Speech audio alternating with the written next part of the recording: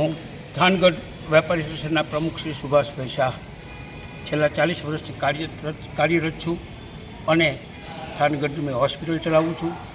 આરોગ્યની પ્રવૃત્તિ, શિક્ષણની પ્રવૃત્તિ અને ચોટીલા એપીએમસીમાં છેલ્લા 35 વર્ષથી વાઇસ ચેરમેન હતો અને છેલ્લા 1 વર્ષથી ચેરમેન તરીકે કામ કરું છું. અને જિલ્લાની અજરામર સંસ્થાનો હું પ્રમુખ છું અને સૌરાષ્ટ્રની 40 શાખા ધરાવતી સંસ્થામાં હું ટ્રસ્ટી તરીકે કામ કરું છું.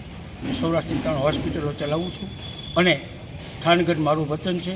થાનગઢમાંથી હું જન્મો છું અને થાનગઢમાં છેલ્લા 3 વર્ષથી રેલવે ક્રોસિંગ ફાટક બંધ થતાં ગામના 2 ભાગ થઈ ગયેલા. એ ભાગને ભેગું કરવાનું કામ કરવા માટે મેં એક સતત પ્રયત્ન કર્યો છે. છેલ્લા 1.5 વર્ષથી આના માટે સરકારશ્રીમાં અને કલેક્ટરશ્રી, ડીડીઓશ્રી અને રાજ્ય કક્ષાના મંત્રીશ્રીઓ પાસે રજૂઆત કરી અવારનવાર મંત્રી શ્રી કુંવરજીભાઈ ને મંત્રી શ્રી મૂળભાઈ બેરા સાહેબને, મંત્રી શ્રી ભાનુબેનને એ લોકોને મળી એમની પાસેથી આ ભલામણના લેટર લઈ અને ઇન્ફ્રાસ્ટ્રક્ચરની ગ્રાન્ટ માટે ધવલ પટેલ સાહેબ પાસે જઈ અને 2 કરોડની ગ્રાન્ટ ત્યાંથી ફળવાવી. એમાં કલેક્ટરશ્રીનો અને જીઓલોજિસ્ટ બારોટ સાહેબના સહકારથી આ 2 કરોડ રૂપિયા આવી શકેલ છે અને આમાં આ 2 કરોડ રૂપિયા અમે પીએલએ ખાતામાં, ડીડીઓના ખાતામાં મૂકેલ અને એની પાસેથી લઈ અને કલેક્ટરશ્રીની ભલામણથી અમે રેલવેના ડીઆરએમને આપ્યા અને બીજા પૈસા માટે મૂળ ભાઈ મુજપુરા સાહેબ આપણા સાંસદશ્રીએ 15 લાખ આપવાનું કીધેલું અને બીજા પૈસા કલેક્ટરશ્રીએ લેટર લખી અને કીધું વિવિધ ગ્રાન્ટમાંથી હું આ પૈસા ફાળવી આપીશ. એટલે 50% પૈસા આપણે રેલવેને જમા કરાવ્યા અને રેલવેમાં ડીઆરએમને અવારનવાર રજૂઆત કરી અને ટેન્ડર પણ બહાર પડાવ્યું છે. ટેન્ડર બહાર પડી ગયું છે અને ટેન્ડર ભરાઈ અને 4 કરોડ 13 લાખનું આ ટેન્ડર છે અને આમાં ગામના તમામ નાના મોટા વેપારીઓનો સાથ સહકાર લીધેલો છે અને આજે અસંખ્ય સંખ્યામાં તમામ વેપારીઓએ ધંધા રોજગાર બંધ કરી અને સહકાર આપેલ છે અને અમારી વાત સરકારના સહકારથી આ કામ થઈ ગયેલ છે. અમે કોઈ રાજકીય પક્ષાપક્ષીમાં નહીં, એક એસોસિએશનને આ રજૂઆત કરેલી અને રજૂઆતના પરિણામ આવેલ એટલે અમે સરકારશ્રીનો જાહેરમાં આભાર માની છીએ અને આ બાબતે ખાસ એ કહેવાનું છે ઝડપી આ કામ શરૂ થાય. 8 તારીખે આ ટેન્ડરનું અને 8 તારીખે આ ટેન્ડર જે કામ શરૂ થવાનું છે એ ખોલવાનું છે. એમાં જે ટેન્ડર ભરે છે એને અમે તાત્કાલિક આ કામ શરૂ કરવાની ભલામણ કરેલી છે અને ડીઆરએમ સાહેબે પણ અમને ખૂબ સાથ સહકાર આપેલ અને કલેક્ટરશ્રી અને જિલ્લા જીઓલોજિસ્ટ બારોટ સાહેબે મોટો સહકાર આપેલ છે અને આ બધી ગાઈડલાઇન્સ અમને શરૂઆતમાં આપણા એમએલએ શ્રી ઋતિશભાઈ મકવાણાએ બતાવેલ હતી અને આ વેપારી એસોસિએશનના નેજા હેઠળ આ રજૂઆત કરેલ અને રજૂઆતનું પરિણામ સરકારશ્રીએ અમને સહકાર આપી અને કર્યું છે. એટલે અમે સરકારશ્રીનો જાહેરમાં આભાર માનીએ છીએ અને સરકારના નેજા હેઠળ જ આ કામ થઈ રહ્યું છે. એટલે અમે કોઈ પક્ષાપક્ષી કે રાજકારણ આમાં લાવવાની જરૂર નથી, પણ ટૂંકી દ્રષ્ટિના માણસો આવું બધું જે કરી રહ્યા હોય તો એને ખેર આ તો એક સારું કામ કરવાનું છે અને સારા કામમાં દરેકે સહકાર આપવો જોઈએ એવી ભાવનાથી આ કામ કર્યું છે અને આજે અમારા આ કાર્યક્રમમાં અસંખ્ય માણસોએ હાજરી આપેલ છે જે અમને અમારા કામને બળ મળે એવું કાર્ય કરેલ છે.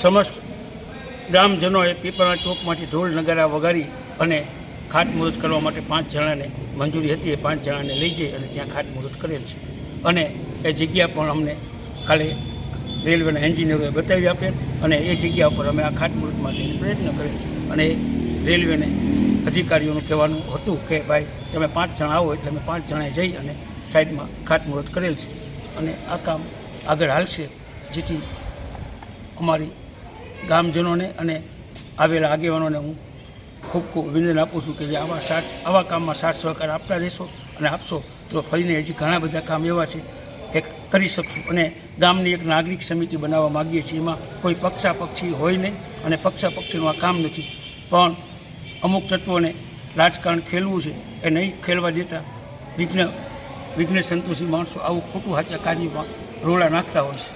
હું થાનગઢ માલધારી સમાજમાંથી આવું છું. મારું નામ કરશનભાઈ અલગોતર છે. જે આજે અંડરબ્રિજનું જે મુહૂર્ત કરવામાં આવ્યું તે થાનગઢ માટેનો બહુ પ્રાણ પ્રશ્ન હતો.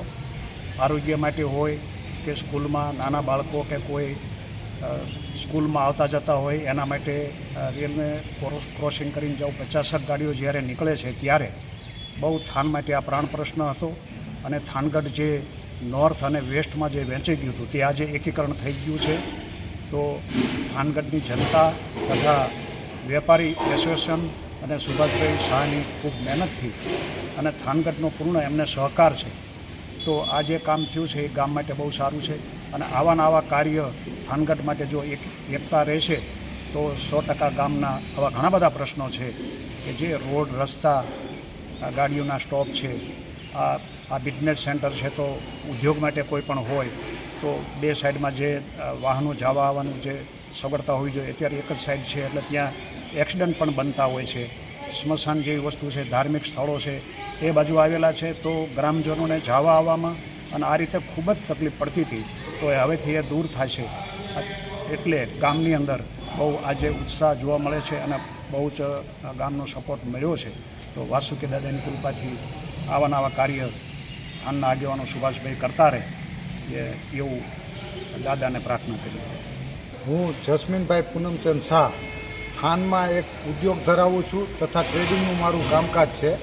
અને એમ કે જે અત્યારે રેલવેના ઓવરબ્રિજના કામના હિસાબે 6-7 વર્ષથી આગળ કામ ચાલતું નથી અને ગામના બંને તરફના આવતા જતા વેપારીઓને, નાના સ્કૂલના ભૂલકાઓને, ગામમાંથી જતી સ્મશાન યાત્રાઓને જે બધી મુશ્કેલીઓ ઉઠાવવાની થાય છે એ તો આ 6 વર્ષથી જે કોઈ પણ વ્યક્તિએ અનુભવી હોય એમને જ ખબર હોય. અને આજે રેલવેની બાજુમાં જે પે સેન્ટર શાળા નંબર 1 આવેલ છે ત્યાં આગળના આચાર્યશ્રીઓનો સંપર્ક કરતાં એમ્બોનું પણ એવું જણાવવાનું થયું કે આ ઓવરબ્રિજનું કામ પૂરું નથી થયું અને રેલવેના પાટાઓ ઓળંગીને નાના 1થી 4 ધોરણ સુધી 5 ધોરણ સુધી ભણતા ભૂલકાઓને આવવા જવાનું હોય છે. એટલે એમ કે એમના પરિવારના વડીલોને બહુ દહેશત રહેતી હોય છે. એટલે અમારી સ્કૂલમાંથી બાળકોને ઉઠાડી લીધા છે અને બીજી સ્કૂલોમાં મૂકી દીધા છે. અમારે ત્યાં સંખ્યા પણ દિવસે દિવસે ઘટતી જાય છે. અને એવી જ પરિસ્થિતિ એ તરફ આવેલા સ્મશાન ગૃહોમાં જ્યારે અંતિમ સંસ્કાર માટે શબને લઈ જવાનું થતું હોય છે ત્યારે એમ કે એ કામગીરી માટે જે સ્થાનિક પરિવારો હોય અને એ વિધિમાં આવેલા એમના બહારના આવેલા મહેમાનો હોય એ બધા પરિવારજનોને અને ગામના બધા વ્યક્તિઓને એવું કહે છે કે એમ કે આટલી બધી મુશ્કેલીઓ છે તો આવી બધી મુશ્કેલીઓ વચ્ચે તમે આનું નિરાકરણ થાય એના માટે આગેવાનો મળી અને કોઈ યોગ્ય વ્યવસ્થા થાય એવી એમ કે કામગીરી આગળ વધે એવું શા માટે માગણી કરી અને કરાવતા નથી. એટલે આવા ઘણા બધા પ્રશ્નો છે. જો બાળકો સ્કૂલમાંથી ભણતા ઉઠી જશે તો આપણા દેશના ભાવિને અસર પડવાની છે, અમારા ગામના રહેવાસીઓના બાળકોના ભવિષ્યને પણ અસર પડવાની છે. તો આ બધાના નિરાકરણ માટે આ જે અંડરબ્રિજનું કામ થવાનું છે એનાથી એમ કે આજે ભૂમિપૂજન થતાં અમને દરેક પ્રજાજનોને ખૂબ જ આનંદ થયેલ છે અને આ કામગીરી સત્વરે રેલવે દ્વારા પૂરી થાય એવી અમે અપેક્ષા રાખીએ છીએ. જય હિન્દ. મારું નામ બાબુભાઈ સોલંકી. થાનની 1 લાખની વસ્તીમાં અમારી દલિતની વસ્તી 20,000ની છે. એમાં સુભાષભાઈનું કાર્ય એવું છે બધી સમાજને સાથે લઈને ચાલવાનું છે. સુભાષભાઈનું કાર્ય એવું છે નાના મોટા કામમાં અમારે થાનમાં જો વડીલ કહેવી તો અને વિકાસ પુરુષ કહેવી તો અમારા માટે ખોટું નથી. સુભાષભાઈએ આ તો આજે ઉદ્ઘાટન કર્યું, ખાતમુહૂર્ત કર્યું, પણ એમને સખ્ત રેલવેના એસટીના અમારે થાનથી ડેલી બસ અમદાવાદ જતી હતી, વડોદરા જતી હતી, આ બધી બંધ થઈ ગયું. PM રૂમ નહોતો તો એ પણ એમને બંધાયો. એવી નાની મોટી કામમાં રહી હોય તો ગામ આખું અમારે વાસુકી દાદા મારે તો વાસુકી દાદા જે બોલે એને બદલે મેં એવું કીધું વાસુકી દાદા સુભાષભાઈને એટલી શક્તિ આપે કે ગામના વિકાસ કાર્યમાં આગેવાન થાય આવી મારી ઈચ્છા છે. જય હિન્દ.